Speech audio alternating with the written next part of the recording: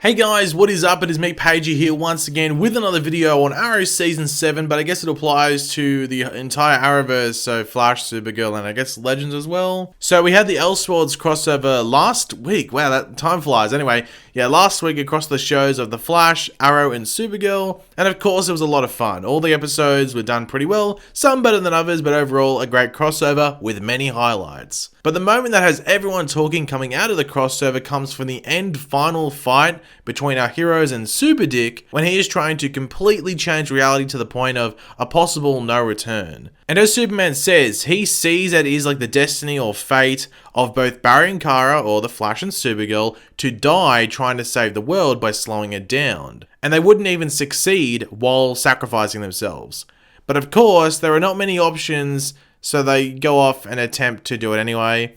And this is where we see Oliver storm off and start yelling at the Monitor, which it seemed the Monitor both liked and disliked. But Oliver essentially wants to make a deal, but we don't learn what this deal is. All we know is that Barry and Kara actually succeed in slowing down the Earth and survive, and Oliver shows up with the blue destiny arrow and stops Super Dick. Now, due to all of this and the fact that we got the end title card that revealed that next year's crossover would actually be the long-awaited event of Crisis on Infinite Earths, this led many to believe that Oliver would in fact be the one to die, with a side piece of evidence, from some being that Kara and Barry died in that event in the comics, but were spared their destined deaths in this crossover, so it would be weird if they were just to, meet their fate 1 year later. Now quickly, before we jump into the reasons why Oliver could, but mainly shouldn't die, there is something that sort of needs to be said about the event known as Crisis on Infinite Earths.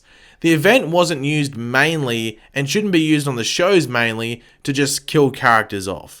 The main point of the event, and the reason the comics did it, was to clean up their world. There was just too many Earths, the timeline was messy, it was just messy. And that was why they held the event in the comics, to do some spring cleaning, but I guess in the case of the TV event, some fall cleaning. So their main intention isn't to kill in this event, it is to just fix the timeline and messy stuff involving the multiverse. However, with the threat being so big with the multiverse on the line, it would be stupid and ridiculous that no one is a casualty of the crisis, whether it be directly because of the Anti-Monitor or just due to the Earths merging. But let's jump into it. What are the arguments that people have towards Oliver being the one that should die? Well, reason number one, Oliver had that meeting with the Monitor that we didn't really hear the main parts of. Kara and Barry were supposed to die, but after that meeting with Oliver and the Monitor, where Oliver was almost begging for their destinies and fates to change, Barry and Kara survive, and Oliver returns with something that can easily end what Super Dick is doing. And reason number two, Arrow is the oldest show in the Arrowverse. So a couple of awesome reasons there, I guess. But now let's move on to the best explanation I can give around why Oliver shouldn't be sacrificing himself and dying in the Crisis event next year.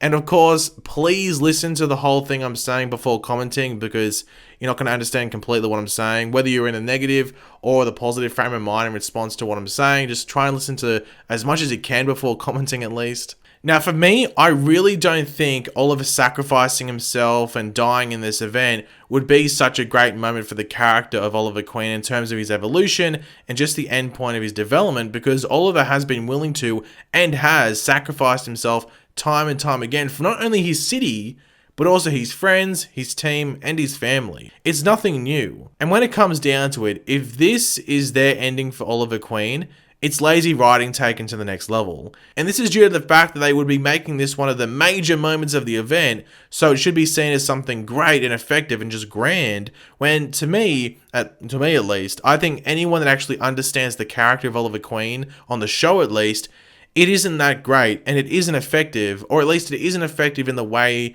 they would want it to be. Now, to me at least, Arrow is a story about a person learning to live again, to find their life again. Oliver Queen died when the Queen's Gambit sank.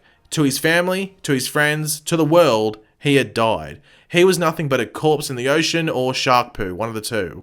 That's all he was. He lost most of his humanity in those 5 years from Star City on the island and wherever he went, but had to rediscover and build that humanity up again once he returned, and he could make an argument that he never really fully gained that back until Season 5 after his dealings with Prometheus. The other theme of Oliver's story on Arrow is that of redemption. Oliver is told over and over and over again that simply living is how he's going to gain that. The writers throughout the seasons kept telling Oliver, as well as us, the audience watching, that he needs to, quote unquote, fight to live. And that is where the problem lies with all of this. Oliver's main goal and end goal, or end game if you want to call it, in his hero's journey is not dying in a blaze of glory and in some like epic kill cam. He doesn't care about all that recognition and praise. Really, when it comes down to it, Oliver really doesn't even care if people like him. What Oliver wants in life, and as it is said all the time in the intro piece to his episodes, is to save his city, Star City. After that's all done, he just wants to hang up the hood as well as the bow and arrow and just live the rest of his life in peace. We even saw him attempt that at the end of Season 3 until he was dragged back into everything in Season 4. He's been saying all of this since Season 1. It isn't anything new.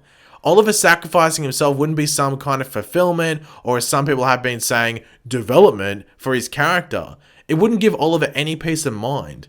The way they've set it up in the Elseworlds crossover makes it seem like it's a sacrifice that Oliver feels like he deserves, or something that has been like struck upon him because of him hating himself all these years, which is the opposite of character development, because that's where he started off. That is something that Season 1 Oliver, would say and do. So you can't call it development if we're in Season 7 or Season 8 when this happens, and that's what Oliver is still willing to do. He's got the same mentality from Season 1. Where's the development there? So due to all of this, Oliver dying and sacrificing himself would not be the right ending for his story. Now, don't get me wrong, I'm not taking like anything away from any other sacrifices heroes have made in either the other Arrowverse shows, or even Arrow, or the comics, or any other movies and TV shows. There's nothing wrong with like ending a hero's story with like a noble sacrifice. It's just not the right one for Oliver, based on how they have developed the character in the past and what we know of him right now. Another important thing to mention before wrapping up the video, just to give some context, is what the Monitor actually said in this whole exchange. He talked about like change for change and a balance. Does anyone out there actually think that Oliver's life, for both that of Barry and Kara's life, is in any way, shape or form balanced? You could even argue that tinkering with Barry's fate is harder due to the Speed Force having a form of control over him.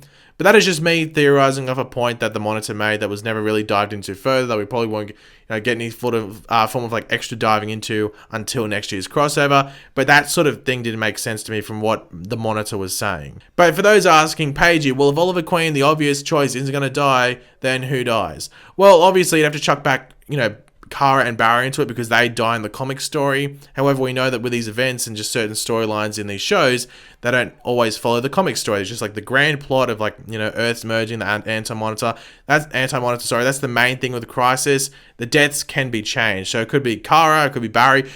If they want to sacrifice the Flash, it could technically be the Earth 90 Flash. He could come back in and do the whole comic book moment with the Anti-Monitor thing.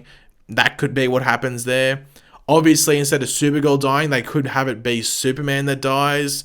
If the shows can't use Superman after this point, and maybe by the time, this crossover comes around, the movies are back using Superman, then the shows might not be able to use him, so they can kill him off in the crossover in a pretty epic moment if they want to, maybe mimicking Supergirl's death in the comics, which was pretty heroic. If those that don't know, Supergirl essentially absorbed the blast from Anti-Monitor to save Superman, so they could make it that Superman absorbs the blast to save Supergirl. That could be what happens there.